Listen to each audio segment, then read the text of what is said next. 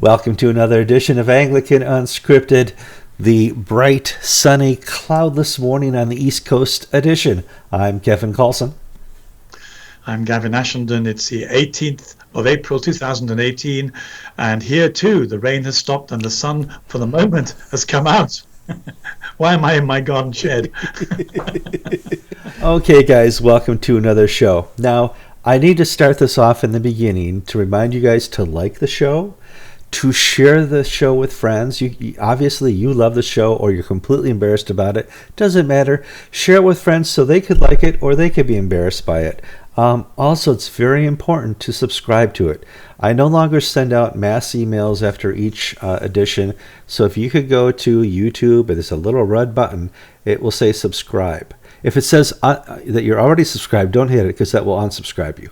But please subscribe to the show and you will get an instant notification the very second that I click post. On to the news. Oh, first of all, I don't know if you know this, but April 15th, or this weekend, April, is tax day in America. And as I was pushing my pay button last night, as I paid my taxes at about 11 p.m., I was reminded by the fact that we had a war over this a couple hundred years ago where we left England because of taxes. And it's never gotten better here. My taxes are very expensive. I pay a property tax, an income tax, a sales tax. But over there in Europe, you guys have a VAT tax to add on to it. What's tax time like over there? Oh, Kevin, it's absolutely horrible. But I think probably it froze the moment I started speaking. It froze. Well, so let me let the watcher know we're having a little trouble. We're having a 21st century problem where we're having fast and slow speeds with Skype between England and Connecticut today. Sometimes we freeze. Sometimes we can't get a point across. Sometimes we're talking and it gets really loud or quiet. But please, have patience with us. Gavin, what is tax time like over in England? Horrible. Horrible, yes. Obviously. Well, you're different. You're different. You were in Jersey. You have a place over in Normandy. I can imagine it's a bit crazy when you want to do your annual taxes over there.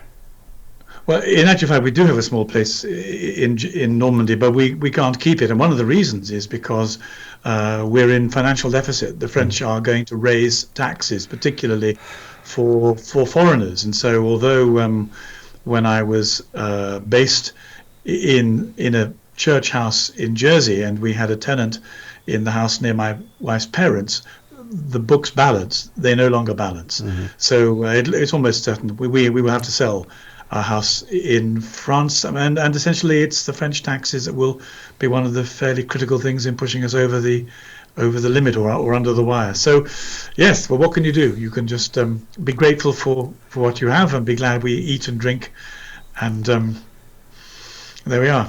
Yeah, there we are. I mean, I've never met a country that had a problem with taxation. Every country I visit, vacation at has a trouble with spending the money they raise. But that's my political post for today. We'll see. If people follow Gavin on Facebook, he likes to comment on political things, church things. You're a conversationalist like myself. If I had more time, I would just spend all day on Facebook letting people know what I think. I don't have that much time, so I put it on video for him. And the topic this week was Syria. And for me, and everything that happens... Yeah?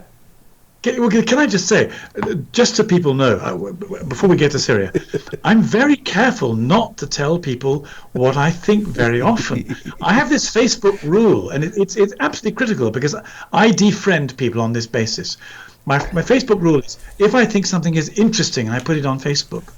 If I think it's true, I say, oh, look, I think this is true. And if I think it's rubbish, I say it's rubbish. But a lot of the stuff I put up because it's interesting and I don't have a view yet. Everybody else in the world, apart from you and one other special friend, thinks that if I put something on Facebook, I'm sponsoring it, I'm pushing it. And they then tend to write some really quite rude rude things. And I have to say to people, if you're remotely rude or ad hominem, we're no longer Facebook friends. But I'm very careful, because the serious point is, I think it's very important that Christians should try and avoid falling out over politics if we possibly can. We do a great job of falling out over theology. And therefore, I look in the Gospels and I don't see Jesus talking much about geopolitics. No. And therefore, I think the less one talks about them and the more one looks at the kingdom of heaven as being a transforming agency for individuals and communities, the better it is. So I'm really quite careful about what I say politically. However, when it came to Syria, what I raised was a question of whether or not there was enough evidence for your government and my government to launch a military attack on a foreign country. And one of the things that immediately happened was the Syrian Orthodox Christian leaders and the evangelical Syrian Christian leaders said, "Stop it," to our government. They didn't complain that Assad had launched a chemical attack. They said nothing about it, as if they knew nothing about it. But they said, "You have absolutely no business to be launching missiles against us." And so my question was, why are we doing this if we don't have the evidence? And in particular, why was one particular newspaper I was reading hammering a group of academics who were trying to find out answers to questions that people were not yet providing? That's the interesting thing. I mean, this is the 21st century, and we base everything on instant information. We no longer think there's a fog of war. It was not but 45 minutes after the bombing in Syria where we took out, just precisionally, 3 little buildings, no rubble anywhere outside the lines of the building. It was just an amazing attack. We have instant photographic evidence of the attack. And I'm like, this is just a whole new age. Back in World War II, there was, certainly no satellite images, and there was a fog of war that was built into it. And I think we've forgotten about that fog of war. There is no way within that period of time of 4 or 5 days that we could have ascertained that Assad had ordered a chemical attack on his own citizens. And what is really astonishes me, Kevin, is that on matters with leaning politics, the Church of England and its political leaders speak out really quite quickly. Mm-hmm. The Christian leaders in Syria spoke out and said this bombing is illegal and it's immoral and you should stop it. There hasn't been anything at all from our Christian leaders here. At the very least, I think they should have been doing what I've been doing, which is to say, you have not got enough evidence, and without evidence, you mustn't exercise this kind of foreign policy. So I think one of the things that Christians ought to do is to say we are sufficiently wedded to the truth for us to feel we have a role in public of asking hard questions when it seems that people are using improper means of achieving their political goals. And in this particular case, so I just finished the sentence, sure, which I should have made shorter.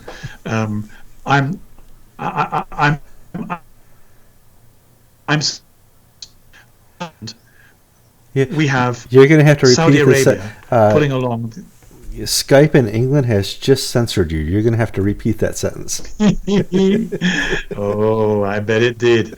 I noticed that on the one hand, the proxy war in Syria is being fought essentially between Saudi Arabia and Iran. Mm-hmm. But Saudi Arabia, who are promoting the Syrian rebels, who are essentially Al-Qaeda-like Islamic militants, is pulling along the US and France and Britain as a paymaster. Mm-hmm. And as we look at the other side, we have the Russians, Iran, who are not very attractive politically, and Assad's regime. And Assad has done a great deal to allow Christians a safe space in Syria.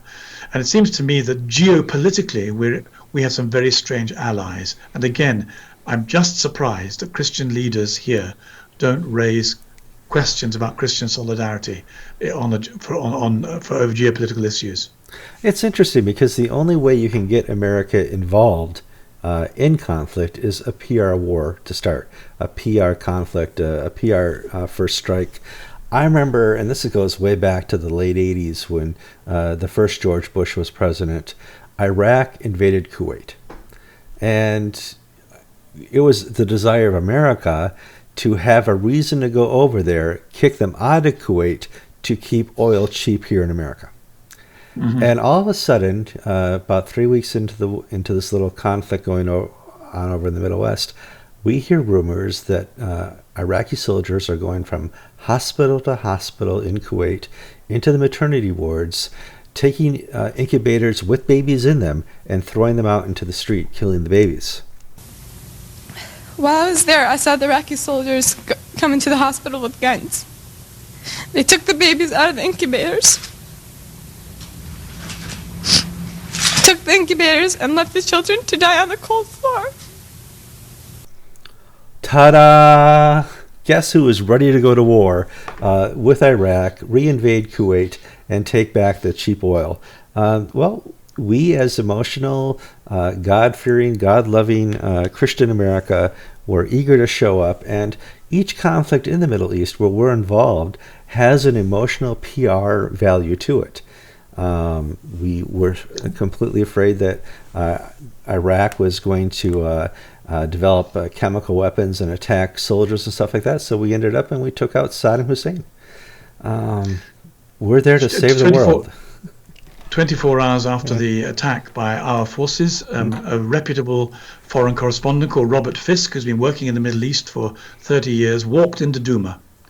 And he spoke to a doctor who was involved at the clinic where the survivors came in. The doctor wasn't an eyewitness, but he said it was common knowledge in Douma that the people of Douma lived in the tunnels under the city. There was a nasty government bombardment. There was a dust storm, the wind was blowing in a certain direction, and they fled out of the tunnels suffering from oxygen, lack of oxygen and asphyxiation. Whereupon, the doctor said, the white helmets came, dosed them down with water, and cried chemical attack. Immediately everyone panicked. Mm-hmm. Now, if this is remotely possible, it makes the idea of a missile attack with the support of all Western media agencies the most terrible thing. One of the things, just before the missile attack was launched, we had one of our retired senior generals. He was halfway through a Sky interview, and he was saying, I don't believe Assad launched a chemical attack because strategically he had everything to lose and nothing to gain. And in war, we don't do things that where we have everything to lose and nothing to gain. And therefore, he said, I don't believe it was that. And as he said that, he was closed down by the interviewer, and the interview was terminated before he got to the end of the sentence. I hate conspiracy theories. They don't do one's sanity any good at all. But we do seem to be on the end of a very serious, overdeveloped, one-sided narrative where questions can't be asked. And Christians, at the very least, if we avoid taking political sides whenever we can, we should certainly be the ones to ask about truth and questions of fact. Now, before the Arab Spring, this is a couple years ago, Christianity was protected by the local governments in the Middle East. There was a certain amount of protection in Egypt. There was a certain amount of protection in Syria. Saddam Hussein protected the Christians in Iraq. Iran, no, there's no protection. But the despots of tyranny always wanted to be sure that the groups under their control would not fight each other. And that no longer exists when you take these despots out of power. Once Saddam Hussein fell, the Christians had to flee. Once Egypt fell, the Christians have had to flee. Syria is the same situation. If they can flee, they will flee because there's no longer a built-in protection for them. Is Assad a despot? Of course he is. Did he chemically attack his own people a couple weeks ago? We don't know. That's the fog of war. Yeah. It's one of those. What we do know is that it has long been an Islamic preoccupation to rid the Middle East of Christians and to make it as universally Islamic as possible. Sure. We do know that the Western government's foreign policies of the last 10 years have contributed exponentially to the fleeing of Christians. I absolutely agree. have Now, contributed exponentially to the fleeing of Christians from the Middle East. sure. In its most purest form, what's been happening in the Middle East for a long, long time has been a war between the Sunnis and the Shiites. And this is just another example of that here in Syria.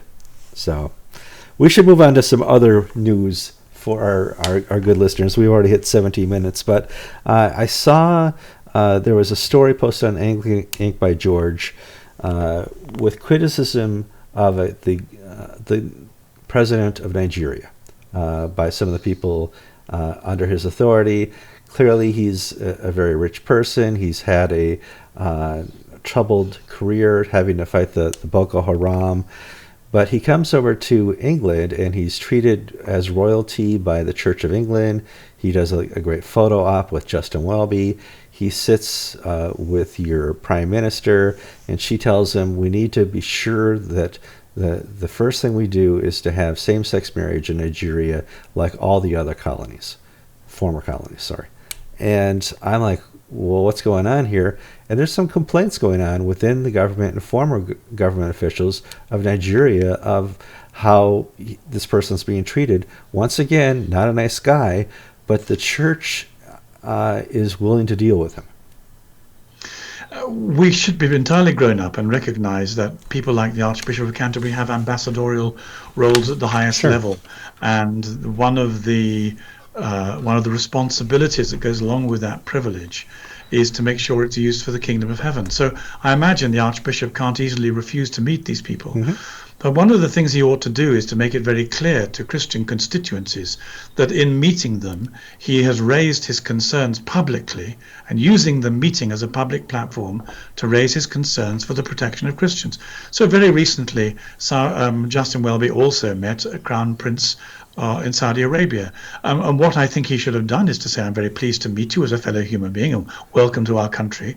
I'd like you to tell me that Christians in Saudi Arabia are free to share Bibles and to build churches. And you know, this needs to be something we ask of you as a civilized human being on the public stage. In meeting this president of Nigeria, one of the previous government ministers, whose name is Femi Fani-Kayode, wrote a very rude piece indeed. And actually, I thought to begin with, he was being, he was really being extravagantly and colourfully rude. But as I read through his list of complaints about what the president of Nigeria has presided over in terms of the decimation of Christian communities, his basic question was to Justin Welby, have you asked the Catholics, have you asked the Pentecostals, have you asked the Methodists, have you asked the Anglicans how wounded and damaged they are by Nigerian government policies that are essentially pro-Islamic and are not defending Christians? Because you need to. And then he said, what have we done, Justin Welby, to deserve this disdain, contempt, insult and mockery? Has Welby stopped hearing from God, or is he just rebellious and defiant to the leading of the Spirit and the voice of the Lord? As a matter of fact, did he ever hear from God? He then goes on to say some far ruder things, which we won't give a platform to. That's pretty rude, yeah. I think the issue here is that one of the things we look to from Christian leaders is a willingness to defend the body of Christ where it's vulnerable and where it is persecuted and suffering.